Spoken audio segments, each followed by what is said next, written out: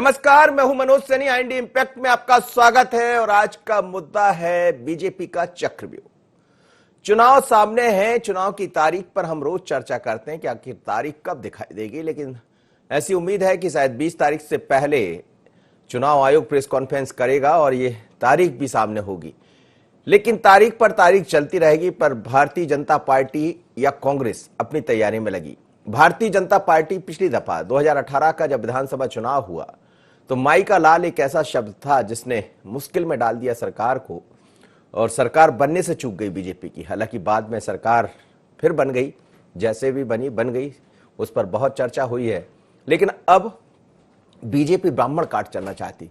कांग्रेस की जो जी का जंजाल बन सकता है ब्राह्मण कार्ड, दरअसल ब्राह्मण साथ होंगे तो ऐसा बीजेपी मानकर चल रही है कि बात हो जाएगी, क्योंकि पिछली दफा यही दिक्कत परेशानी पैदा कर दिए थे। उसके बाद क्या क्या हुआ आपने 2018 के चुनाव में देखा होगा, किस तरह से वो नाराज हुए। प्रमोशन में आरक्षण के मुद्दे पर ये नाराजगी सामने आई थी। कांग्रेस ने इसका खूब फायदा भी लिया और चुनाव में पराजय के बाद बीजेपी ने इस नाराजगी को समझा है, जाना है और प्रयास किया जा रहा है इस बात का कि इस बार डैमेज कंट्रोल कर दिया जाए चुनाव से पहले।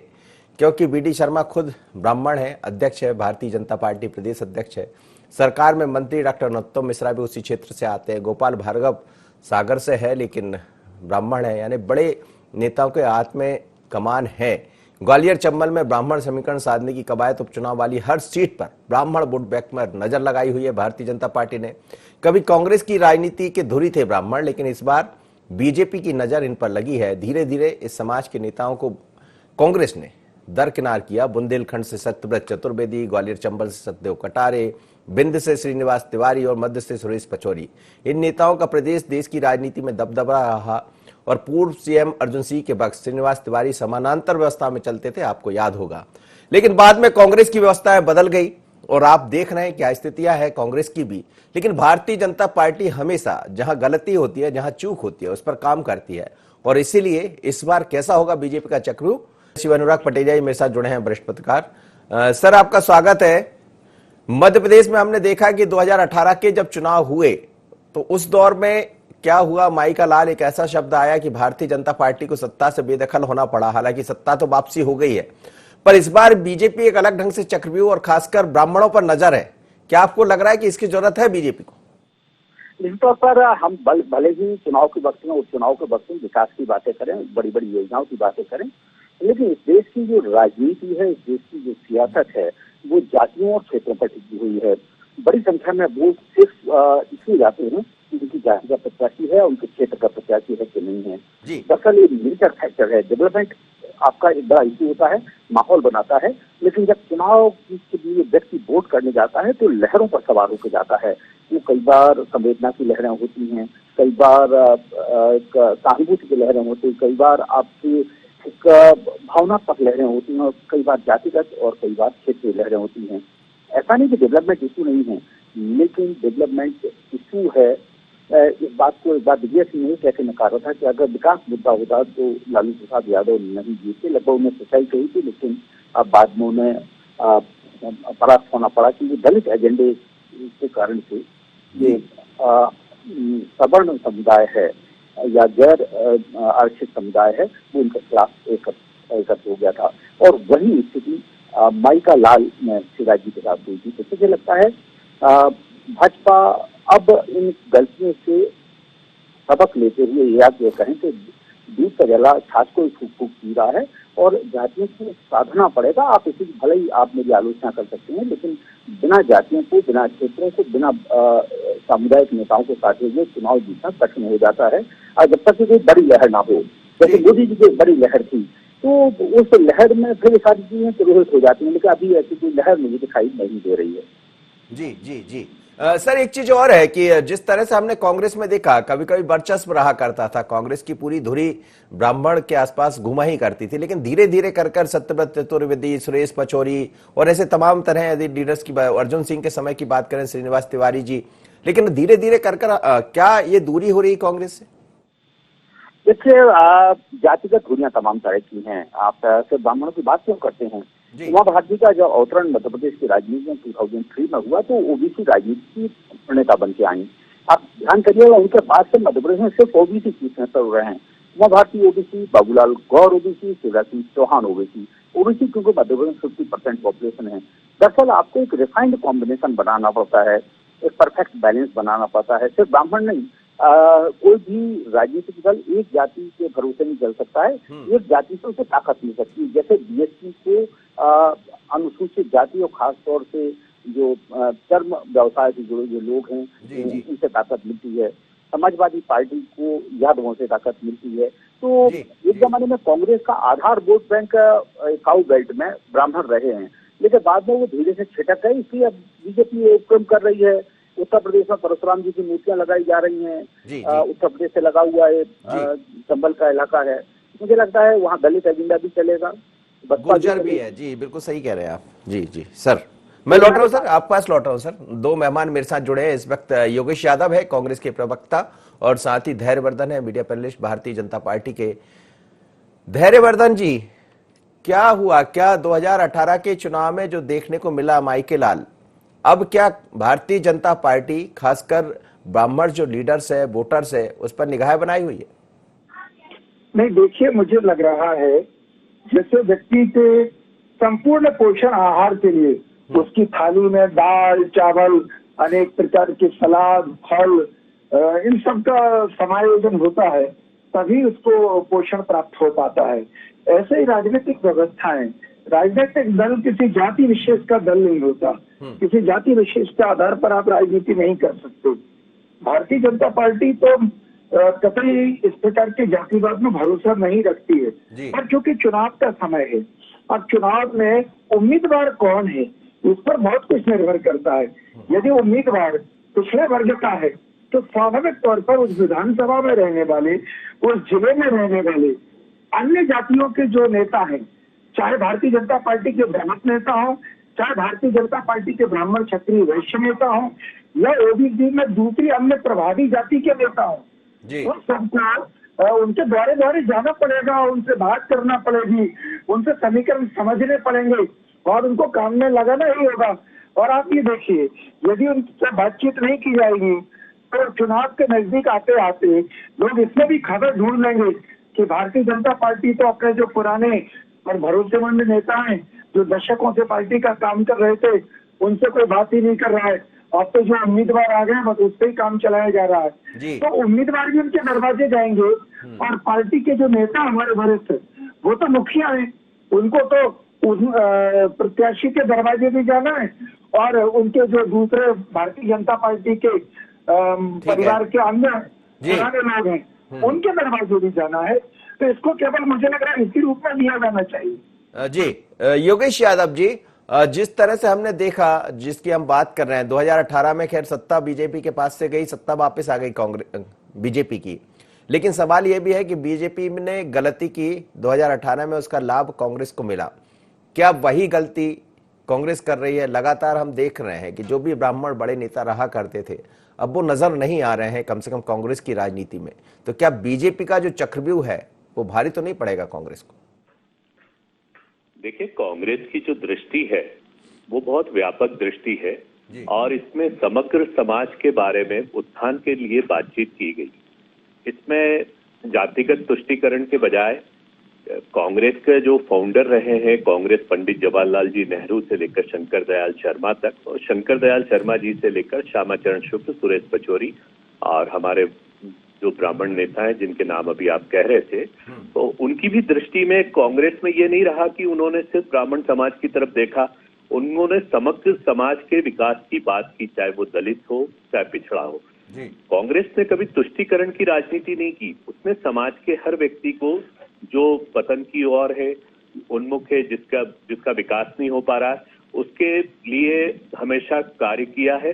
और उसकी दृष्टि में चूंकि अब आपने अभी शिवराज सिंह जी चौहान का बात कहा कि कौन माइका लाल, तो कांग्रेस ने इस तरीके से किसी दूसरे समाज को तिरस्कृत करके, उसका अपमान करते हुए किसी समाज को ऑब्लाइज नहीं किया। कांग्रेस ने दृष्टि में किया, उसके लिए एक पवित्र दृष्टि। कांग्रेस ने तो एक पत्र जारी कर दिया है योगेश यादव जी, जिसमें ये कहा गया है कि बूथ से लेके पन्ना तक जिस क्षेत्र में जिस समाज के व्यक्ति का वर्चस्व हो उसको ही पन्ना प्रभारी और बूथ प्रभारी बनाया जाए। वो पत्र भी हमने कल दिखाया था। नहीं, मैं आपको बातचीत कर रहा हूँ वही एक चुनाव मैनेजमेंट की। मैं समाज उत्थान की पहले बातचीत करना चाहता हूँ कि जैसे समाज उत्थान के मामले में शिवराज सिंह चौहान ने कहा कि कौन माई का लाल किसी को नहीं कर सकता, तो एक तरीके से उन्होंने ब्राह्मण समाज का अपमान किया था, जबकि कांग्रेस ने उसी दौर में आर्थिक आरक्षण की बातचीत की थी। अच्छा, कांग्रेस के जो ब्राह्मण नेता भी हुए हैं तो उन्होंने कभी किसी समाज को, दलित या पिछड़ा वर्ग को अपमानित नहीं किया। उनकी दृष्टि में हम लोगों ने कभी, जैसे आप यूपी का उदाहरण दे रहे थे अभी, तो हमने सिर्फ दलित समाज के को खुश करने के लिए डॉक्टर बाबा भीमराव अंबेडकर साहब की मूर्तियों का करना या वहां पर परशुराम जी की मूर्ति की स्थापना करना। कांग्रेस समग्र विकास की बातचीत करती है समाज में, चाहे वो ब्राह्मण हो, चाहे दलित हो, चाहे पिछड़ा वर्ग का व्यक्ति हो। यदि वो पतित है, यदि वो पताड़ित है, यदि वो आर्थिक रूप से अक्षम है, तो उसके विकास की बातचीत की है और यही हमारा एजेंडा। मुझे लग रहा है ये बने रहिए आप मेरे साथ, आपसे आगे भी मेरा सवाल रहेगा। इस समय स्टूडियो चलता हूं आकाश के पास और हमारे ब्यूरो चीफ जुड़े हैं आकाश से समझ लेते हैं। आकाश, क्या कहेंगे जिस तरह ब्राह्मण वोटर्स की बात कही जा रही है, लेकिन बीजेपी का जो नया चक्रव्यूह है वो क्या कह रहा है? जी बिल्कुल मनोज जी, इसको दो तरीके से समझना होगा। जिस तरीके से बीजेपी 2018 के विधानसभा चुनाव में जो गलतियां बीजेपी ने की थी, बीजेपी उसे दोहराना नहीं चाहती और यही कारण है कि जहां ब्राह्मण वोटरों की अनदेखी की गई थी, इस बार ब्राह्मण वोटरों पर खासतौर पर फोकस भी किया जा रहा है। यही कारण है कि ग्वालियर चंबल के जो तमाम ब्राह्मण बीजेपी के नेता हैं वो यहाँ पर एक्टिव नजर आ रहे हैं। एकजुटता के लिए भी लगातार बीजेपी काम कर रही है और इसके अलावा अगर हम बात करें तो दलितों को साधने के लिए भी बीजेपी ने अलग अलग व्यूह रचनाएं की, जो साफ तौर पर बताता है कि कहीं ना कहीं कांग्रेस से ज्यादा तैयारी बीजेपी ने अभी तक कर ली है। लेकिन कांग्रेस भी जो है इसमें पीछे नहीं है, इस बात से इसमें कोई दोहराया नहीं है, क्योंकि लेकिन कहीं ना कहीं कांग्रेस को यह डर जरूर है, क्योंकि जिस तरीके से बीजेपी का संगठन लगातार मजबूती के साथ काम कर रहा है, उससे कहीं ना कहीं अब कांग्रेस में थोड़ा भय जरूर दिखता है। और यही कारण है कि पीसीसी चीफ कमलनाथ भी बार बार इस बात को कहते रहे। इसी बात से समझना होगा कि बीजेपी की व्यूह रचना कितनी ज्यादा तरीके से मुस्तैदी के साथ बीजेपी ने तैयार की है कि उसको लेकर जो है अब कांग्रेस को थोड़ा सा अब जो है मेहनत करना पड़ रही है। और यही कारण है कि अब कांग्रेस भी जो है इसको लेकर ग्वालियर चंबल में अलग तरीके से रणनीति पर काम कर रही है। लेकिन जिस तरीके से अब दोनों ही पार्टियां, क्योंकि अगर हम बात करें तो कांग्रेस ने तो अपना जो पूरा प्लान तैयार किया उसमें ही जो है पन्ना प्रभारी की नियुक्ति सीधे तौर पर जातिगत आधार पर कर दी है, तो यहां से भी हमने समझा तो अब निश्चित रूप से जिस तरीके से तारीखों का ऐलान भले ही विधानसभा चुनाव के ना हुआ हो, लेकिन ये साफ है कि अभी से ही आरक्षण को लेकर और जातिगत समीकरणों को लेकर दोनों ही राजनीतिक पार्टियों ने अपनी तैयारियां शुरू कर दी हैं और कहीं ना कहीं बीजेपी इसमें आगे नजर अभी तक आ रही है। ठीक है आकाश, बहुत आकाश आपका धन्यवाद। मेरे साथ शिव अनुराग पटेरिया जी जुड़े हैं, वापस चलूंगा उनकी तरफ। सर, हम देख रहे हैं कि जात पात धर्म की बात नहीं होना चाहिए, लेकिन चुनाव बच नहीं सकते इससे। और आपने भी कहा कि संतुलन बनाना होता है, सभी वर्गों को साधना होता है, लेकिन कई जगह जातिगत, जैसे खासकर हम चंबल ग्वालियर की बात करें तो यहाँ गुर्जर और बाकी जो दलित वोटर्स है उसकी संख्या भी काफी है। तो क्या ये जिस तरह से तालमेल बिठाने की कोशिश भारतीय जनता पार्टी कर रही है, जो 2018 की गलतियां हुई है उससे बचने का एक प्रयास है? देखिए, भारतीय जनता पार्टी का मूल पिंड जो संघ और संगठन है, उनके निर्देश पर उनके साथ मिलकर सारी कार्रवाइयां भारतीय जनता पार्टी करती है। भाजपा के संगठन और संघ का जो फीडबैक है उसके मुताबिक हर विधानसभा क्षेत्र में अलग अलग तरीके से जातियों को साधना पड़ेगा। जैसे जो है आरक्षित क्षेत्र हैं, वहाँ अनुसूचित जाति के साथ ही ओबीसी और खासतौर से महगांव जैसे इलाकों में लोधियों को साधना पड़ेगा, यानी आपको गुर्जरों को साधना पड़ेगा। मुझे लगता है भारतीय जनता पार्टी हर उपचुनाव के लिए एक अलग रणनीति पर काम कर रही है। उसका कोई यूनिफॉर्म पैटर्न नहीं है। हो सकता है कि वो जौरा में कुछ और हो और महगांव में कुछ और हो। जी जी सर, बहुत बहुत धन्यवाद, आप मेरे साथ जुड़े। मैं वापस चलूंगा योगेश धैर्यवर्धन के पास। धैर्यवर्धन जी, आप कह रहे हैं कि हर वर्ग को साधना होता है, आपने एक थाली का जिक्र भी कर दिया, लेकिन जब चुनाव आते हैं तो ये थाली मुझे लगता है अलग अलग तरह से, इसमें व्यंजन की बजाय थालियां अलग अलग हो जाती है। व्यक्ति से बात कर। जी धैर्यवर्धन जी, मुझे सुन पा रहे हैं? वापस चलता हूं योगेश यादव जी के पास। योगेश जी, आप जिक्र कर रहे थे, आप अपनी बात भी पूरी कीजिएगा, लेकिन क्या कांग्रेस जिस तरह से, याद कीजिए आप जवाहरलाल नेहरू की आपने बात की है, मध्य प्रदेश में श्रीनिवास तिवारी, अर्जुन सिंह, उस समय एक दौर रहा है, समानांतर एक धुर पर दोनों खड़े होते थे।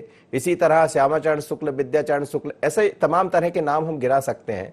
लेकिन धीरे धीरे कर कांग्रेस की राजनीति सियासत भी बदली है और शायद इसीलिए आज कांग्रेस की जो स्थितियां रहा करती थी अब वो दिखाई नहीं देती।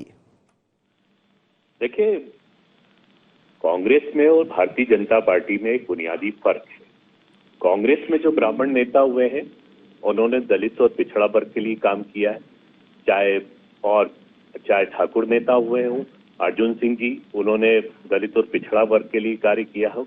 तो कांग्रेस की जो दृष्टि है बहुत व्यापक है। हम जातिगत आधार पर सिर्फ जाति को तुष्टीकरण की बातचीत नहीं करते जी। और हमने समग्र समाज के विकास की बात इसलिए कही कि हमारी दृष्टि में जो पिछड़ा है, जो पतित है, वही हमारा आर्थिक आधार है। जहां तक आपने पन्ना प्रमुखों की बात की कि कांग्रेस पन्ना प्रमुखों की नियुक्ति जातिगत समीकरण के आधार पर देख रही है, इस संदर्भ में मैं आपको स्पष्ट कर देना चाहता हूं, मैं बहुत व्यवहारिक रूप से फील्ड में कार्य कर रहा हूं। हमने देखा है कि एक पन्ना पेज पर 70 से 90 तक के मतदाता होते हैं। तो पूरे पन्ने पर दोनों पृष्ठों को मिलाकर 120 से 150 तक के मतदाता होते हैं। उसमें बमुश्किल 10 या 12 परिवार उसमें आ जाते हैं। मकान क्रमांक के हिसाब से देखें या पंचायती स्तर पर देखें तो 10 या 12। अब यदि 10-12 परिवार में एक ही जाति विशेष के लोग हैं या एक मोहल्ले में एक ही जाति विशेष के लोग हैं, तो स्वाभाविक है कि उस जाति विशेष या आपसी रिश्तेदार, काका, बाबा, मामा मिलाकर ही एक पन्ना प्रमुख हो जाता है। तो उसी परिवार के व्यक्ति को यदि हम पन्ना प्रमुख बनाते हैं तो निश्चय ही पार्टी को लाभ मिलेगा। इसका अर्थ ये नहीं कि हम सिर्फ एक जातिगत समीकरण देख रहे हैं, हम देख रहे हैं कि वो व्यक्ति उस परिवार का भी है, उस मोहल्ले का भी है और प्रभावपूर्ण है। तो ये एक स्वाभाविक स्थिति है, लेकिन वो स्थिति हमारे साथ कांग्रेस के साथ नहीं है कि हम किसी दूसरी जाति को भारतीय जनता पार्टी की तरफ। लेकिन योगेश यादव जी, मुझे लग रहा है आपको लेकर आप कांग्रेस समझ नहीं पाती। आप जैसे नेताओं को, आप जिस तरह से अपनी बात रख रहे हैं कांग्रेस की तरफ से, मुझे लगता है आपको भी क्लास ले लेना चाहिए कांग्रेस के कई नेताओं की। नहीं, देखिए, मैंने तो जो कुछ भी सीखा है वो कांग्रेस के महापुरुषों को पढ़कर ही सीखा है। जितना भी अध्ययन महात्मा गांधी से लेकर जवाहरलाल जी नेहरू तक मैंने पढ़ा है, उन्होंने अपनी जातिगत विशेषता के अलावा हमेशा समग्र समाज के लिए ही सोचा है और उनकी दृष्टि में वो रहा है। और सबसे बड़ी बात है, आज तो हमारे देश में जातिगत समीकरण के अलावा एक बुनियादी आवश्यकता है कि किस समाज के व्यक्ति को कहां से उठाना चाहिए और उसके औद्योगिक और नैसर्गिक व्यवसाय को कैसे करना चाहिए। और आने वाला, मनोज साहब, समाज तो इतना जागरूक है और इतना परिष्कृत समाज आने वाला है। नई पीढ़ी अब जो आ रही है वो परिष्कृत समाज इन जातिगत व्यवस्थाओं को ध्वस्त करके जो भी व्यक्ति कार्य करेगा समाज के, बिल्कुल ठीक कह रहे हैं आप। चलिए धैर्यवर्धन से इसी पर बात कर ले। तो धैर्यवर्धन, ये बिल्कुल सच है कि समय बदल गया, अब जातिगत चीजें दिखाई नहीं देती और 2014 से लेके बाकी जो चुनाव आपने भी जीते, चाहे उत्तर प्रदेश की चुनाव की बात करें, इन चीजों में बदलाव आया। लेकिन फिर भी बीजेपी का जो व्यूह रचना दिखाई दे रही है उसमें ये तो समझ आ रहा है कि पिछली गलती को ठीक कर ले और जहां जहां ब्राह्मण, माई का लाल जैसे सब थे उसको दूर कर दिया जाए। देखिए, भारतीय जनता पार्टी, कांग्रेस और इक्का दुक्का दल कितने जातिवादी हैं इस पर तो मैं नहीं जाऊंगा, पर समाजवादी पार्टी, बहुजन समाज पार्टी, ये तो विशुद्ध जातिवादी दल है। और आप देखेंगे कि जैसे जैसे समाज के तमाम बुद्धिजीवी लोग जातिवाद को कम करने का प्रयास करते हैं, चाहे वो नगरपालिका का चुनाव, मंडी का चुनाव, विधानसभा का या लोकसभा का चुनाव हो, वो उस खाई को फिर से बढ़ा देता है। ये कड़वा सच है। और क्योंकि यदि आप किसी जाति की उपेक्षा करेंगे, उसको महत्व नहीं देंगे, तो वो बिना गुण दोष के भी हो सकता है आपको दरकिनार कर दे आपकी पार्टी को। तो बहुत सारी मजबूरियां राजनीतिक दलों की होती हैं। और मुंशी प्रेमचंद जी ने भी अपनी कहानी में पंच परमेश्वर का उल्लेख किया है, अर्थात पंच सभी प्रकार के होने चाहिए। हम भी जब बात करते हैं कि वहां निर्णय हुआ सामूहिक, तो कौन लोग थे, तो स्वाभाविक तौर पर उत्तर दिया था कि सातों समाज के लोग थे। इसका अर्थ होता है कि पवित्र काम में, बड़े काम में सातों समाज के लोगों की भागीदारी होनी चाहिए। इसलिए चुनाव भी भारत के लिए अत्यंत पवित्र कार्यक्रम है। लोकतंत्र की स्थापना, लोकतंत्र को बनाए रखने के लिए यही तो हुआ था ना। आप एक ऐसा कुछ बोल गए थे कि पंच परमेश्वर जो आप कह रहे हैं वो नहीं कर पाए थे। नहीं, मैंने बताया ना कि भाव वही रहता है। किसी को संगठन में काम में लिया जाता है, किसी को प्रत्याशी बनाया जाता है। सभी प्रकार के लोगों को, सबका साथ, सबका विकास, यही इसलिए देखिए आप, चाहे भारतीय जनता पार्टी हो, दूसरे राजनीतिक दलों में भी ये व्यवस्था है। हमारे एसटी मोर्चा है, एसटी मोर्चा है, ओबीसी मोर्चा है, किसान मोर्चा है, महिला मोर्चा है, व्यापारी प्रकोष्ठ है, ये तो अल्पसंख्यक प्रकोष्ठ है। ये सब क्यों है? इसलिए है कि उन सब वर्गों के लोगों का प्रतिनिधित्व भारतीय जनता पार्टी में हो और उनको प्रगति के अवसर समानता के साथ मिले। चलिए, ये कहने में अच्छा लगता है लेकिन करने में थोड़ा सा कठिन है। योगेश यादव जी, अंतिम प्रतिक्रिया आपसे लेना चाहूंगा। भारतीय जनता पार्टी जिस तरीके से उपचुनाव की तैयारी में लगी है, हर वर्ग को साधने का प्रयास है, सरकारें तमाम तरह की योजनाएं लेकर आ रही है, वो अलग मुद्दा है, लेकिन जो आपसे छिटक गए उन पर भी नजर है। देखिए, हम इतना जानते हैं कि आप जातिगत समीकरण करके या तुष्टीकरण की बात करके आप वोट हासिल कर सकते हैं, लेकिन हृदय को हासिल नहीं कर सकते। अब समाज बहुत पहले पेट की भूख की बात करता है, फिर विकास की बात करता है और प्रगति की बात करता है। नई पीढ़ी इसके लिए प्रतीक्षातुर है। यदि नई पीढ़ी से झूठ बोला जाएगा, और जैसा झूठ बोला जा रहा है, बेरोजगारी बढ़ती जा रही, जीडीपी घटती जा रही है, समाज कभी माफ नहीं करेगा और उसके परिणाम आना शुरू हो गए। कांग्रेस ने हमेशा समग्रता की बात की है। हम विकास की बात करेंगे, हम बुनियादी आवश्यकताओं की बात करेंगे। ये राजनीतिक तुष्टीकरण और जातिगत समीकरण भारतीय जनता पार्टी को मुबारक। बस हम तो यही चाहते हैं कि पेट में रोटी दीजिए, मकान दीजिए, आवाज दीजिए, लोगों की भूख और प्यास को मिटाइए। ये भारतीय जनता पार्टी ने इस बात को तिरस्कृत करते हैं। बहुत बहुत धन्यवाद आपका और धैर्यवर्धन जी का, आप जुड़े, साथी पटेरिया साहब हमसे जुड़े। लेकिन ये कहने में अच्छा लगता है कि पेट की भूख मिट जाए, रहने को घर मिल जाए, पर आज भी इतने वर्षों बाद भी ये हो ना सका। और दोनों ही पार्टियां इस पर काम करती है, बातें करती है, गरीबी मिटाओ, तमाम तरह के आंदोलन चलते रहे, लेकिन क्या गरीबी मिटी? नहीं, बल्कि अब तो एक नया सिगुफा है आत्मनिर्भरता का। तो आत्मनिर्भर कैसे होंगे? कहीं और से तो निर्भरता आएगी, लेकिन उस निर्भरता बढ़ाने के लिए अभी तो बहुत कुछ करने की आवश्यकता होगी। फिर भारतीय जनता पार्टी उपचुनाव के चक्रव्यूह में लगी है, लेकिन क्या इस चक्रव्यूह से जिस तरह की तैयारियां कर रही है बीजेपी, पिछली 2018 में जो गलतियां हुई थी, क्या वो सुधार पाएगी? क्योंकि कांग्रेस भी ये कह रही है कि सर्वे में तो हम आगे हैं, पर कौन किससे आगे होगा, इंतजार कीजिए। आज इतना ही, मुझे दीजिए इजाजत। बने रहिए IND 24 पर।